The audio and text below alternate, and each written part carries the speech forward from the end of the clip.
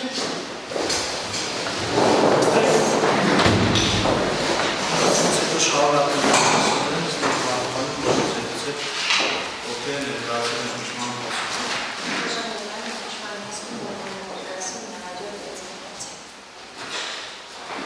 դատականիստին հավիդատարության մասնակիցներ կողմերը պետք է բացման խոսքով հանդեսնային, հնչամարդրով շնորհակալություն պարոն Բակարան դատարան քրեական վարույթով ձեր բերված ապացույցների հիման վրա Վահագն Մետիկի Արկադյանը ծնված 1978 թվականի հուլիսի 30-ին ՀՀ Լոռու մարզի Ալավերդի քաղաքում հայ ՀՀ քաղաքացի բարձրագույն կրթությամբ ամուսնացած չի արտադրում զբաղվում է բնականության բիզնեսով նախկինում չդատված հաշվառված քաղաք Ալավերդի Սանահի Սարարը 2-22 շենք 19 բնակարան ներկայումս ԱՆ համապատասխան ՔԿՀ-ի կանոնավոր մեղադրում է այն բանի համար, որ նա ապօրինի կերպով ձեռք բերել բազմաթիվ հանդիսացող 13 փամփուշտներ ակուսապով հրաժարական հանդիսացող Մակարով տեսակի 2 ատրճանակներ, որոնցից մեկն ապօրինի պահելու նպատակով տվել է Արտուր Մնացականյանին, իսկ մյուսը հրաժարական հանդիսացող 13 փամփուշտների դրասին տվել է Վլադիմիր Դավթյանին։ Բացի այդ կազմակերպել է Կամո Փիլուզյանի սպանությունը, ինչպես նաև Թաթուլ Շուշանյանին տվել է առանձնապես խոշոր կապերով, իսկ Արտակ Հովհաննիսյանին խոշոր կապերով կաշառ, որպեսզի գործողություններն արտահայտվել են հետևյալում։ Վահագն Արկադյանը գործող չպարտված հանգամանքներում ապօրինի կերպով ձեռք է բերել ակուսապով հրաժարական հանդիսացող Մակարով տեսակի 9 մմ տրամաչափի առանց համարի ատրճանակ, որն ապօրինի պահելու նպատակով 2016 թվականի վերջում տվել է Արտուր Մնացականյանին։ Այսինքն Վահագն Արկադյանը կատարել է հանցավոր արարք, որը նախատեսված է ՀՀ քրեական օրենսգրքի 235-րդ հոդվածի առաջին մասով։ Բացի այդ Վահագն Արկադյանը գործող չպարտված հանգամանքներում ապօրինի կերպով ձեռք է բերել ակուսապով հրաժարական հանդիսացող Մակարով տեսակի 9 մմ տրամաչափի առանց համարի ատրճանակ և ռազմամթերք հանդիսացող 9 մմ տրամաչափի 13 փամփուշտներ, որոնք իր կազմակերպված Կամո Փիլուզյանի սպանությունը իրականացնելու նպատակով 2017 թվականի մարտ-ապրիլ ամիսներին տվել է Վլադիմիր Դավթյանին։ Այսինքն Վահագն Արկադյանը կատարել է հանցավոր արարք, որը նախատեսված է ՀՀ քրեական օրենսգրքի 235-րդ հոդվածի առաջին մասով։ Այնուհետև Վահագն Արկադյանը Ալավերդի քաղաքի բնակիչ Վարդան Փիլուզյանի կողմից իր մտերիմներ Էդվարդ Պողոսյանին և Վարդան Ավագյանին սպանելու պատճառով վերջի դներից վրեժխնդիր լինելու համար ծրագրել է սպանել նրա եղբորը Կամո Փիլուզյանին։ Այդ նպատակով Վահագն Արկադյանը կազմակերպել է հիշյալ հանցագործությունը, դրա կատարումը պատվիրելով Ալավերդի քաղաքի բնակիչ իր սամիկ Վլադիմիր Դավթյանին։ Վահագն Արկադյանի կողմից տված սպանության պատվերն իրագործելու նպատակով Վլադիմիր Դավթյանը վերջինից ապօրինի կերպով ձեռք է բերել ու պահել Մակարով տեսակի առանց գործարանային համարի հրաժարական հանդիսացող ակուսապով ատրճանակն ու ռազմամթերք հանդիսացող 9 մմ տրամաչափի 13 նույն ատրճանակից կրակելու համար նախատեսված փամփուշտներ։ Այնուհետև Վլադիմիր Դավթյանը Կամո Փիլուզյանի սպանելու նպատակով հետևել է նրա տեղաշարժին։ Տեղեկանալով, որ 17 թվականի հունիսի 13-ին ժամը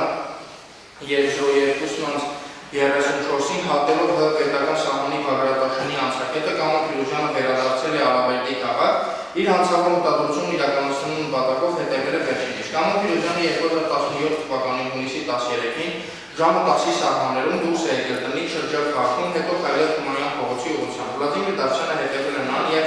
նկատելով, որ Կամո Փիլուզյանը կանգ առել է շատ փողոցի 20 հասցեում գործող ծաղկի վաճառքի սրահի մոտ, վերջինիս սպանելու նպատակով մոտեցել և ժամը 12:10-ի սահմաններում մտել է հիշյալ ծաղկի սրահ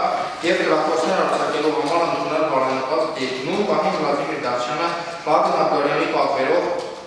Կամո Փիլուզյանին ապօրինաբար կյանքից զրկելու ուղղակի դիտավորությամբ հաշվի չառնելով օրվա ժամի նույն պահին նույն վայրում բազմաթիվ անցորդների ու երթևեկող ավտոմեքենաների առկայությունը շատերի կյանքի համար վտանգավոր եղանակով իր մոտ եղած Մակարով տեսակի ատրճանակից ծաղկի սրահից բազմաթիվ թվով 6 կրակոցներ է արձակել խանութի դիմացի մայթին կանգնելուց հետո դեպի ներքև քայլող Կամո Փիլուզյանի ուղղությամբ, որից հետո դուրս գալով սրահից մոտեցել ու ևս 2 կրակոց է արձակել Կամո Փիլուզյանի վրա։ Այնուհետև Վլադիմիր Դավթյանը ոտքերով ու ատրճանակով դիտավորությամբ հարվածներ է հասցրել նրա մարմնի տարբեր մասերին։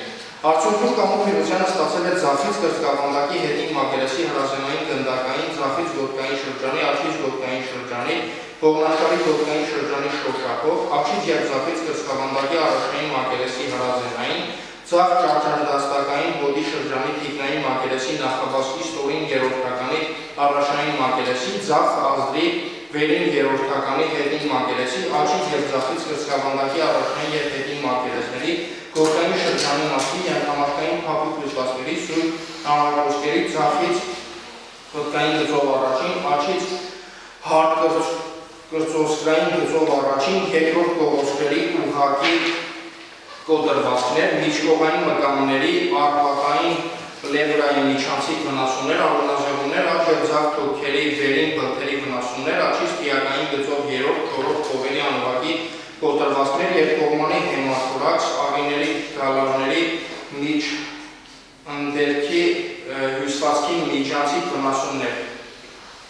հեմիպետոններում ձախ ազդի մկանների վնասումներ, ձախ ծղինտոստրի ստորին երրորդի ներհոդային բեկորային կոտրված, հարակից փափուկ հյուսվածքների արոնազեղումների ձևով, կենդանի անձանց մտարողության ծանր վնասի հատկանիշներ պարունակող մանրական վնասվածքներ, ինչի հետևանքով ծերուն մահացել են։ Այսինքն Վահագն Աբգարյանը կատարել է հանցավոր արարք, որը նախատեսված է Հրեական օրենսգրքի 38-րդ հոդվածի 3-րդ մասով, 104-րդ հոդվածի 2-րդ մասի 8-րդ կետով։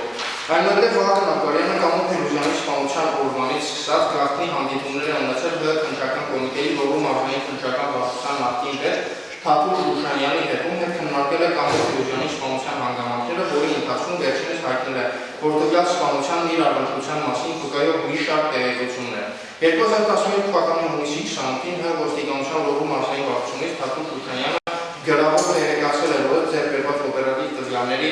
ևս Կամո Փիրուզյանի սպանությունը կազմակերպել է Վահագն Աբգարյանը։ Բացի այդ, Թաթուլ Շուշանյանը ՀՀ քրեական դատավարության օրենսգրքի 193.1 հոդվածի համաձայն հանդիսանալով ՀԿԿ ավագ քննիչ Արայիկ Ներսիսյանի անմիջական վերադասը, ի պաշտոնը տեղյակ է եղել նրա բարոյթում քննվող քրեական գործի հանգամանքների, այդ թվում այն մասին, որ Կամո Փիրուզյանի սպանությունը կատարվել է շատերի կյանքի համար վտանգավոր եղանակով, այսինքն գիտակցել է, որ Վլադիմիր Դավթյանի կողմից կատարված սպանությունը ենթակա է որակման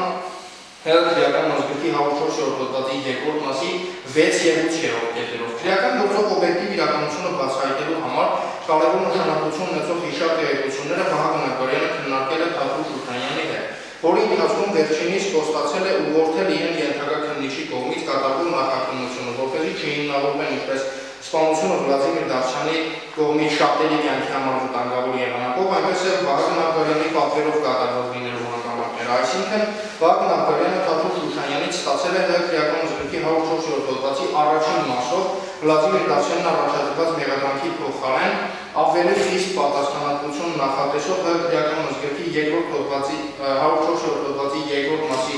6 և 8-րդ կետերով նրան որպես մեղադրյալ չներգրավելու, ինչպես նաև իրեն որպես սպանության պատվիրատու ՀՀ քրեական օրենսգրքի 38-104-րդ հոդվածի 2-րդ մասի 8-րդ կետով քրեական պատասխանատվության չենթարկելու խոստումներ։ Թաթուլ Շուշանյանի կողմից իր լիազորությունների շրջանակում Վահագն Աբգարյանի և Վլադիմիր Դավթյանի օգտին վերնշված ակնհայտ ապօրինի գործողությունները կատարելու, ինչպես ներառության դեպքում անգործություն դրսևորելու համար Վահագն Աբգարյանը քննչական վարչության պետ Թաթուլ Շուշանյանի պահանջով 2017 թվականի հունիսին վերջինիս անձամբ տվել է ազատապես խոշոր չափերի 2.400.000 դրամին համարժեք 5,000 ԱՄՆ դոլար կաշառք։ Արդյունքում ՀԿԿ ավագ քննիչ Արայիկ Ներսիսյանը քրեական գործով նախաքննությունն ավարտել է առանց նոր բացահայտումների 2017 թվականի սեպտեմբերի 20-ին կազմել և մեղադրական եզրակացություն և քրեական գործ մեղադրանքի Վլադիմիր Դավթյանի ՀՀ քրեական օրենսգրքի 104-րդ հոդվածի առաջին մասով 235-րդ հոդվածի առաջին և 4-րդ մասերով ուղարկել է հսկող դատախազին։ Վերջինիս մեղադրական եզրակացությունը չի հաստատել և որոշում է կայացրել լրացուցիչ քննություն կատարելու համար քրեական գործը քննիչին վերադարձնելու մասին։ Այն բանից հետո, երբ ՀՀ քննչական կոմիտեի ՀԿԳ քննության գլխավոր վարչության բարոյթում քրեական գործով բացահայտվել է օբյեկտիվ իրականությունը, իսկ Վլադիմիր Դավթյանի առաջադրված մեղադրանքը ստացվել է, Վահագն Աբգարյանն իր մտերիմ Արթուր Մնացականյանի միջոցով Թաթուլ Շուշանյանից պահանջել և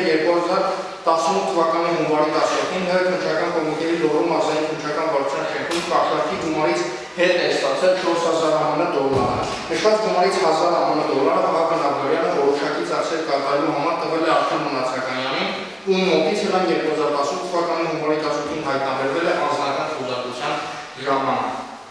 Այսինքն Վահագն Աբգարյանը կատարել է հանցավոր արարք, որը նախատեսված է ՀՀ քրեական օրենսգրքի 312-րդ հոդվածի 3-րդ մասի առաջին կետով։ Այնուհետև Վահագն Աբրահամյան 2017 թվականի հոկտեմբեր-նոյեմբեր ամիսներին Քննչական կոմիտեի ՀԳԳ քննության գլխավոր վարչությունում Կամո Փիրուզյանի սպանության դեպքի արդիվ քննվող քրեական գործով իր օգտին Քննչական կոմիտեի ՀԳԳ քննության գլխավոր վարչության ՀԳԳ ավագ քննիչ Արտակ Հովհաննիսյանի կողմից պաշտոնական դիրք օգտագործելով ակնհայտ ապօրինի գործողությունները կատարելու նպաստելու այն հիշյալ քրեական գործով նախաքննության ընթացքի քրեական գործում առկա ապացույցների վերաբերյալ տեղեկություններ տրամադրելու, ինչպես նաև քրեական գործում նրան վտանգ սպառնացող տվյալների ի հայտ գալու դեպքում այդ մասին հաղորդելու խոստման դիմաց Երևան քաղաքի գահի արձանի մոտակայքում ՀԳԳ ավագ քննիչ Արտակ Հովհաննիսյանի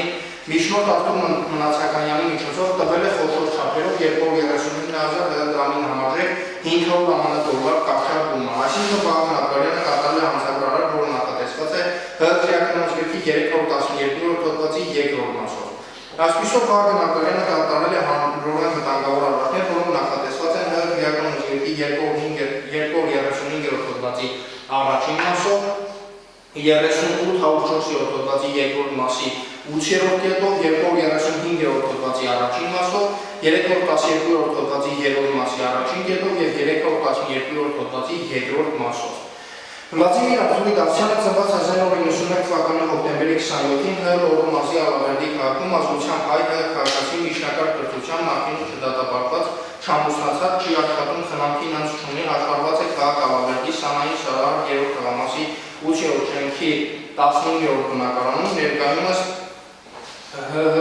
ԱՆԱ համապատասխան հիմնարկի կանոնավոր։ Մեղադրվում է այն արարքի կատարման համար, որ նա Վահագն Աբրահամյանի կազմակերպմամբ և պահվելով շատերի կյանքի համար վտանգավոր եղանակով Կամո Փիրուզյանին ուղղակի դիտավորությամբ ապօրինաբար զրկել է կյանքից, ապօրինի կերպով ձեռք է բերել, պահել, կրել, հրազդան և ռազմամթերք, ապօրինի կերպով կրել է քաղաքացիական շերտավոր սահազենք հանդիսացող դանակ, որպեսզի գործողությունները արտահայտվել են հետևյալում։ Վլադիմիր Դավթյանը Կամո Փիրուզյանի սպանությունը Վահագն Աբրահամյանի կազմակերպմամբ և պատվերով իրագործելու նպատակով 2017 թվականի մարտ-ապրիլ ամիսներին վերջինից ապօրինի ձեռք է բերել, պահել ու պարբերաբար մինչև 2017 թվականի հունիսի 13-ը ապօրինի կրել է մարտարով տեսակի առանց գործանային համարի հրազդան հանդիսացող ատոսափող ատրճանակ ու ռազմամթերք հանդիսացող 9 մմ տրամաչափի 13 փամփուշտները։ Այսինքն Վլադիմիր Դավթյանը կատարել է ՀՀ քրեական օրենսգրքի 235-րդ հոդվածի առաջին մասով նախատեսված հանրորեն վտանգավոր արարք։ Բացի այդ, Վլադիմիր Դավթյանը գործով չպարտված հանգամանքներում ձեռք է բերել և 2017 թվականի հունիսի 13-ին ապօրինի կրել է քաղաքացիական շերտավոր սահազենք հանդիսացող դանակ։ Այսինքն Վլադիմիր Դավթյանը կատարել է ՀՀ քրեական օրենսգրքի 235-րդ հոդվածի 4-րդ մասով նախատեսված հանրորեն վտանգավոր արարք։ Այնուհետև Վահագն Աբրահամյանը Ալավերդի քաղաքի բնակիչ Վարդան Փիրուզյանի կողմից իր մտերիմներ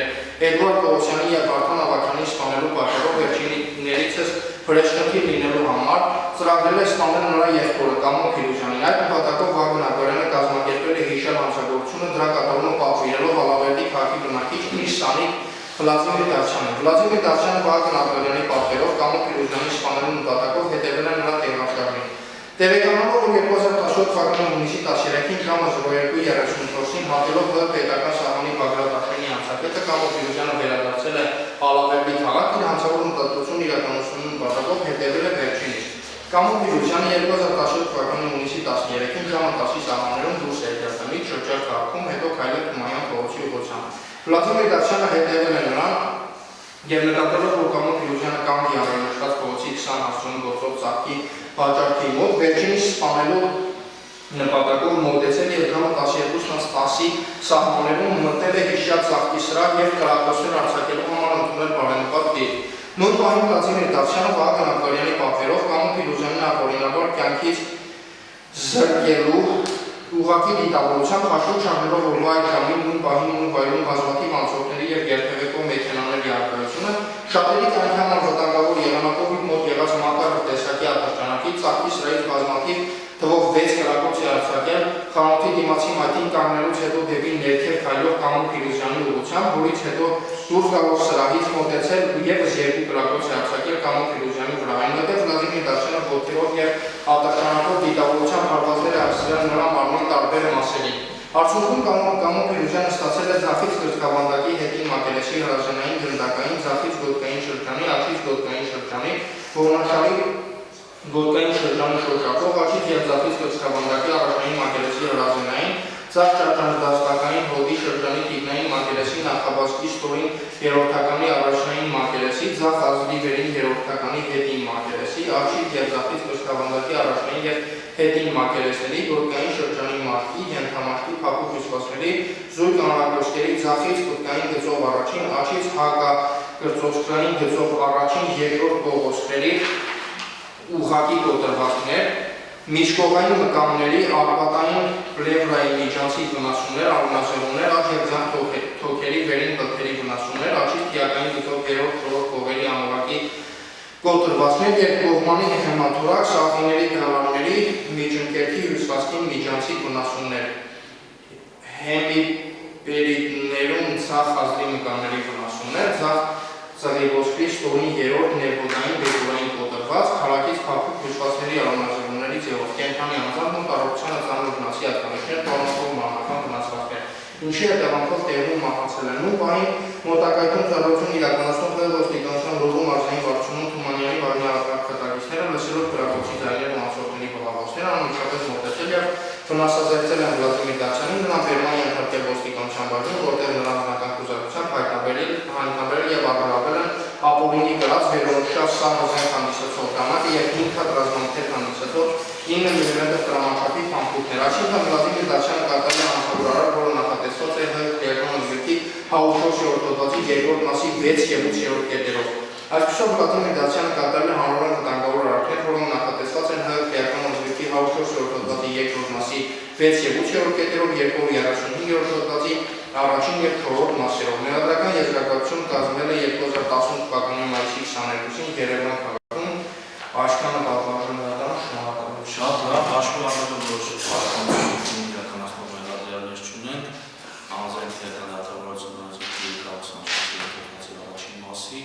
բացման խոսքով ցանկության դեպքում հանդես է գալիս պաշտպանը։ Մանցանկություններ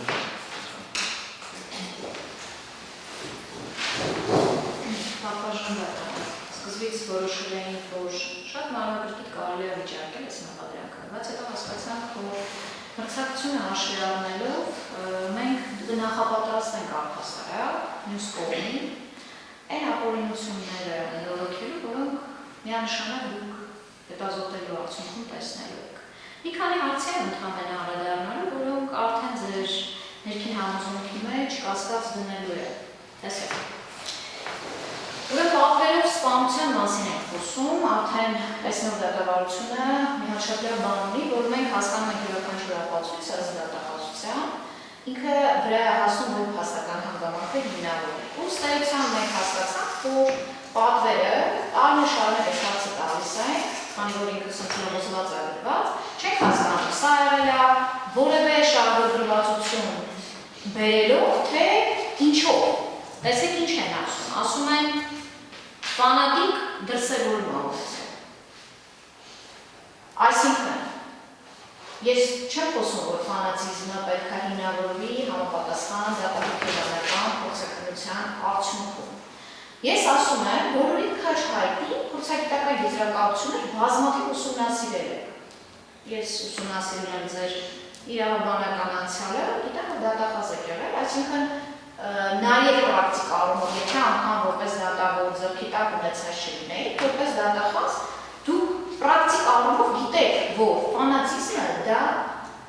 դատահոգեբանական քննության առարկա որպես այդպիսին գաղափարի մասին է, մոլուցք։ Այդ պարագայում, եթե մենք մի կողմից ասում ենք, որ սա մոլուցք է, սա գաղափար է, այսինքն անձը գնացել է միայն այդ ուղղությամբ, ինչն է մեզ համար մեղադրանքի անորոշ, որ անընդհատ չենք հասկանում։ Բայց պարագայում ոնց ենք ասում, որ սա ինչ-որ մի անձի պատվեր է, որը վրեժի դրդումային մեջ ունեցել։ Այսինքն անձը Վակ Աբդալյան ունեցել է վրեժ, իր վրեժը պատվիրել է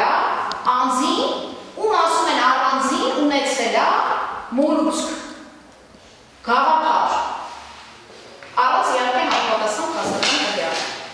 Այս երկուսը իրար չի քաշում, որովհետև մոլուցք ունեցող անձի վարկը միանշանակ դատարանում հնարավոր չի լինելու առհասարակ իրեն համոզել, ասել գիտես ինչ Վլադիմիր, հիմա արդեն գաղափարից է հրաժարվի ու ասել չէ, ես նման գործողություն չեմ արել, որովհետև արդեն ֆանատիզմը դիագնոզը։ Դա մեղմացիչ հանգաման հանդիսացող հանցակազմի մեջ սուբյեկտիվ կողմի ընկալումների մեջ մեղմացիչ հանգաման հանդիսացող տարը, եթե դատահոգեբանն ասի, որ այս մարդուն այն ձևով է համոզել, որ հասցրել է ֆանատիզմի, մենք ստեղ մերսունակության, թեկուզ մասնակի մերսունակության չի բացառում հարց ունենանք, բա որտեղ մնաց ուղղակի դիտավորությունը։ Եթե սա ուղղակի դիտավորության կատարված է, այլ ոչ թե տարբեր հոգեբանական հնարքների միջոցով անձի վերել են այդ սպանության։ Սա մեկ խնդիր հանցակազմի տեսանկյունից։ Հետո շարունակում են ասում են հեղինակը որպես հեղինակություն է ընդունել, հեղինակության հանցագործության առասրեք մի տեսակ կա, կամ պետք է aller ստեղ հանցավոր խումբ, այսինքն նախին քրեական օրենսգրքի կամ պետք է aller 222-ի հանցակազմ, կամ զուգորդված, այսինքն նկատի, կամ 223-ի հանցակազմ։ Երբ որ այս մեղադրանքը կազմվել է, ասենց խնդրի ձևով, ըստ էության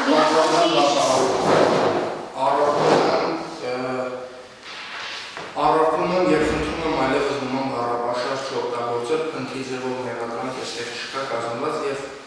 պետք չի այդպիսի բառեր օգտագործել առհասարակ, բազմաժան դատարան առարկում եմ նման բառապաշարժ։ Ախնդրվեց իրարարություն տիկին ծաղուկել հնարավորպես ես մնացեք իրավական փնտրության մասին է, մակրոսիրության մասին խոսք չէր կարելի, առավել ևս որ այսպիսի մեղադրական եզրակացություն ունեն վստահություն անձամբ չի եկել հաստատ։ Երբ որ 23 հոդվածը այն ժամանակ վերագրել են ապերանը եւ ըստ էության բացել են այս մեր նախկին քրեական օրենսգրքի 41 հոդվածի դերերի հետ կապված խումբ կոմիկազ հավասարակայություն հոդվածն են ըստ էության վերագրել այն ժամանակվա հատվածում այդ 23-ի պարագայում իրենց ասածները իհարկե ֆանատիզմը հանել կարող էին ընկալել մենք սա չենք հասկանում հիմա այս մարդը ինչ է հնարավորությունը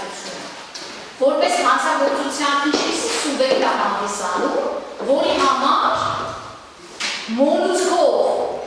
անձը վերցնում է պատվել ու ինքը համոզում է այդ ոչ թե հեղինակությունը սենց մեր հակասություն կա հիմա պատվերը տվել որտեղ ընդունել է որ հեղինակությունը դրա համար արել թե ինչ-որ գաղափարի է պատրաստել բերել է ու այդ գաղափարը ըստ էության եթե դիտարկում են պետք է լիներ երկարատև հանցագործություններ իրականացնելու մի հատ առհասարակ դրվագներ, չի դրվագ։ Դուք մեղադրական եզրակացության մեջ տեսնելու եք նախադասություններ մեկը մեկին ուղղակի խժռով։ Ոչ միայն ապացույցներն եք տեսնելու հիմքում դրված, դա անխույլատրելիության մասին չէ։ Իմ ասածը, որ մեկը մեկին ուղղակի քննադատության չեն դիմանում։ Որովհետև մի պարագայում ասում են Թաթուլ Շուշանյանի կաշառք են տվել, որպեսզի առանց նոր բացահայտումների ուշադրություն դարձրեք մեղադրական ձևակերպության այս տերմինի մեջ առանց նոր բացահայտումների։ Այսինքն մենք ոչ միայն վիճարկելու ենք Թաթուլ Շուշանյանի լիազորությունները, արդյոք ինքը իր լիազորությունների շրջանակներում ուներ այդ իրավասությունը թե չէ։ Երկրորդ հերթին մենք անհամաձայնություն ենք հայտնում, որ առանց նոր բացահայտումների համար, որը չի քննադատության ենթարկում, եթե անձը առհասարակ բացահայտում չի արել։ Այդ անհամաձայնությունը հիմնավորելու ենք եւ մի փուլում ես հիմա չեմ բացահայտել։ Ինչ, բայց առհասարակ Թաթուլ Շուշանյանը ընդհանրապես որևէ առնչություն ցանկության դեպքում կարող նաեւ չունենար։ Մի հատ դետալ կա այս կաշառքի մեջ,